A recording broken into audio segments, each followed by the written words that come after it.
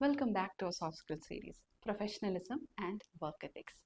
See, എപ്പോഴും professionalism പറയുമ്പോൾ എല്ലാവർക്കും ബ്ലേസറൊക്കെ ഇട്ടിട്ട് ഒരു കോർപ്പറേറ്റ് ലുക്കിൽ വരുന്നത് മാത്രമല്ല professionalism. It is far beyond that. ഒരു പ്രൊഫഷണലിസം പറയുമ്പോൾ how punctual we are, how trustworthy we are to their team members and to the organization. ഒരു എക്സാമ്പിൾ പറയാം. രണ്ട് എംപ്ലോയീസ് ഉണ്ട്, എംപ്ലോയി എ, എംപ്ലോയി ബി. അവർക്കൊരു പ്രോജക്റ്റ് ഡെഡ് ലൈൻ തന്നിട്ടുണ്ട്, നാളെയാണ്.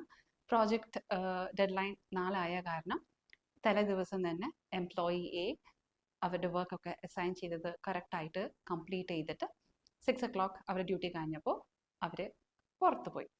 Employee B 5 മണിക്ക് തന്നെ അവരുടെ ടാസ്ക് ഒക്കെ അവർ കംപ്ലീറ്റ് ചെയ്തു. പക്ഷേ he took an initiative to ask team members എന്തെങ്കിലും ഹെൽപ്പ് വേണോ അല്ലെങ്കിൽ അസിസ്റ്റ് ചെയ്യാൻ വേണ്ടിയിട്ട്. സോ ഈ ഒരു ചെറിയ ഒരു സിമ്പിൾ ആറ്റിറ്റ്യൂഡ് ഓട്ടോമാറ്റിക്കലി അവിടെ മാനേജറുടെ അടുത്തും ടീം മെമ്പേഴ്സിൻ്റെ അടുത്തും ഒരു ട്രസ്റ്റ് ബിൽഡ് ചെയ്ത് എടുത്തു.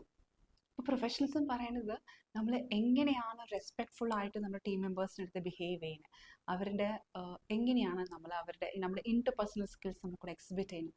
When no one is watching നമ്മൾ ചെയ്യുന്ന കാര്യങ്ങളൊക്കെയാണ് is been noted. Number companies hire you for your skills.